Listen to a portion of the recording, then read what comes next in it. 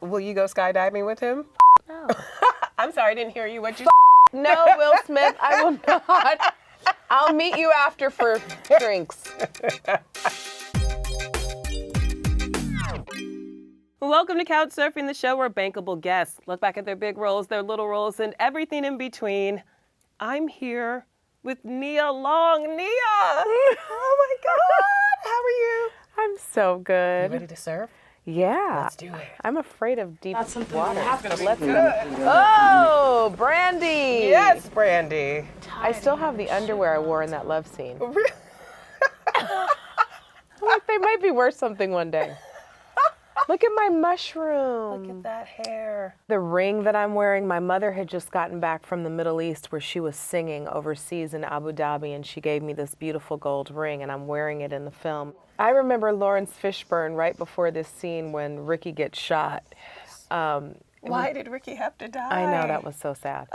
But I kind of played it really small, and Lawrence Fishburne was like, no, you need to run across the street and you need to scream like the worst thing in the world has ever happened to you.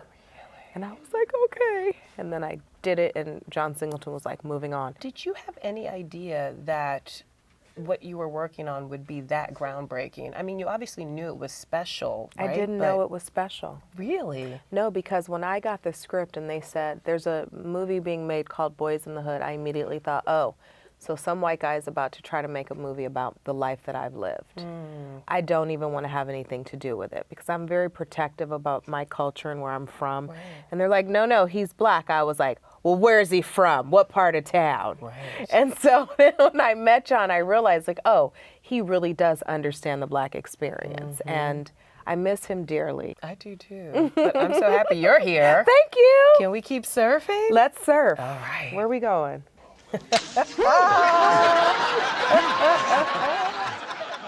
I should have kept my retainer in a little longer. My teeth are looking a little buck. That is not your takeaway. It is. No. I just remember that this was like literally the last day I was on the show. Because I was originally cast to do 2 or 3 episodes. First they cast Jada to play his girlfriend. Is that? No. Yes. I didn't know that. Yes, they cast Jada and they were like, Jada's too short. And I'm like, I'm only about 2 inches taller than her. That does not make a difference, right? And so the joke that I have with Jada is I got the job, but she got the husband, and that's like our running joke. This was not the only time you appeared on The Fresh Prince of Bel-Air. You were an entirely different character. I was. You were. Look. Which is so, this is the girl, the crazy girl? Anyway. Oh, no, right. So when they called you back, how did that work exactly? Were they like, well, cut your hair, no one will remember that it was you from season 2? I have no idea how that happened. Well, I'm happy it happened.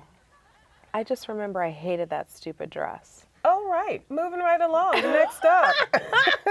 I was 15 and my dad gave me this old Top Gun. This is one of the most romantic films in Hollywood history. My friend Helena Echegoyen was the producer over at New Line at the time. Okay. She was one of the only black women working as an executive at the studio at the time. She called and she said, I read the script, I think you'll be great for it. And she snuck it to me. And I read it and I fell in love with it. My father's a poet. My dad, who recently passed away, was so proud of this movie. So whenever I think of it, I think of him. I have on his socks today. Those are cute. Can you see my socks? I actually feel like they don't make black romantic dramas like this anymore. Why is that? Probably because ours made, I think our film, like opening weekend, I remember someone going, you made $8 million. And I was like, well, is that good or bad? Because I was so young, I didn't know. And they were like, it's okay. But meanwhile, like, that sucks. But I don't care about that. What I care about is that film is timeless. And I'm sure people quote lines at you all the time from that film. They do. Because it's as urgent as a it is, right? All this shit is urgent as a all day, every day. Let's go. I'm ready. Up next. Oh my Hey, Seth. Hi, how you doing? This makes me want to cut my hair short again, but then I'm like, Yeah, no, I don't know. So listen to this. Okay, please.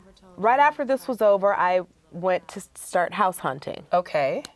I walk into this house. I look on the bookcase and there's like something that says boiler room. And I'm like, wait, who owns this house? And it was Giovanni's house that I ended up buying, and I didn't realize it was his house. Are you kidding? Yeah, it's crazy. Vin Diesel, Ben Affleck, Giovanni Ribisi, Scott Kahn. This is a full-on testosterone fest. Oh my God. And they you're were all trying to get at me. It was so funny because they all lined up to go to see who could get me first. I was gonna Vin ask Diesel you. got the closest, but it never went down. Okay, so wait. But we did go have drinks and became friends. What did he say to try to get with Miss Nia Nia Long? Nia Long, what's up, Nia Long? With those little eyes and that little voice, not that big deep voice. Yeah. And he's a big man, Yes. sweet, really smart. Really? Super smart. And drinks and nothing more? No. A little kiss, a little hug, I hug? mean, I don't kiss and tell. Oh.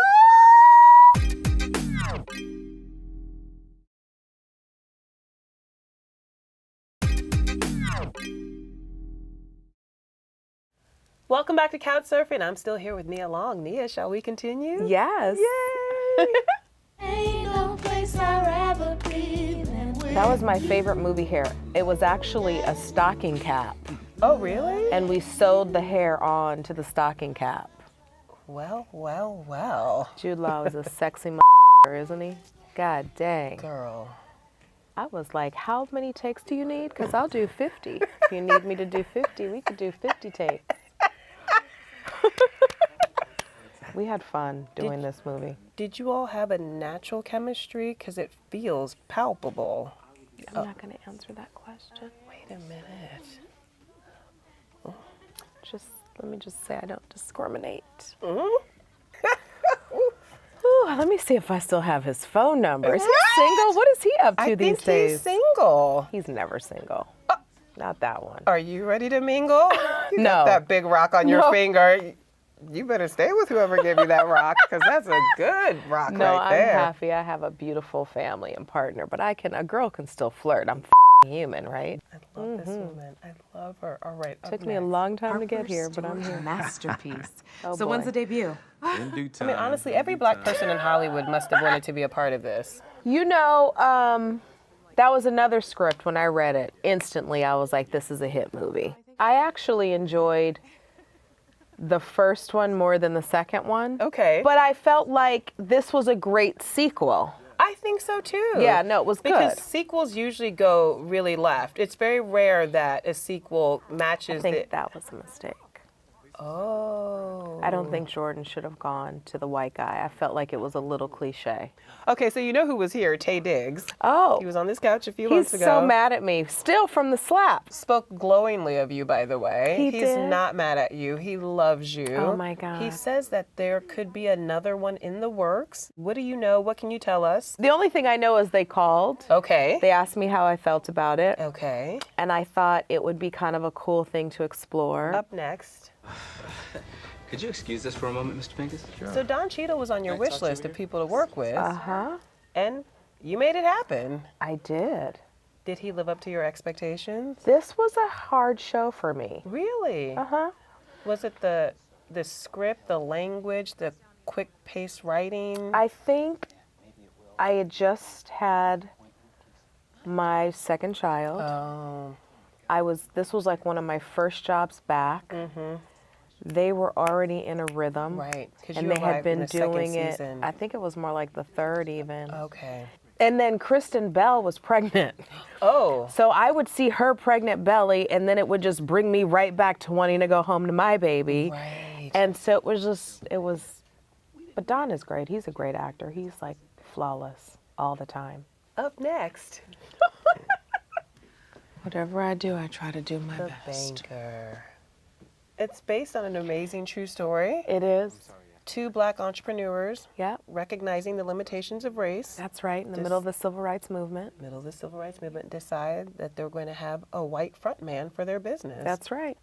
It is a true part of our history. I think oftentimes we are missing these sort of iconic men who have changed the path for black people in business. truth. And what I'm most proud of is the filmmaker, George Nolfi, he fought so hard to just get this movie made because no one wanted to give us any money. No one got paid their quote. We did this as a labor of love. This is one of the first theatrical releases from Apple TV Plus. Yes. No pressure, Yeah. but a little pressure.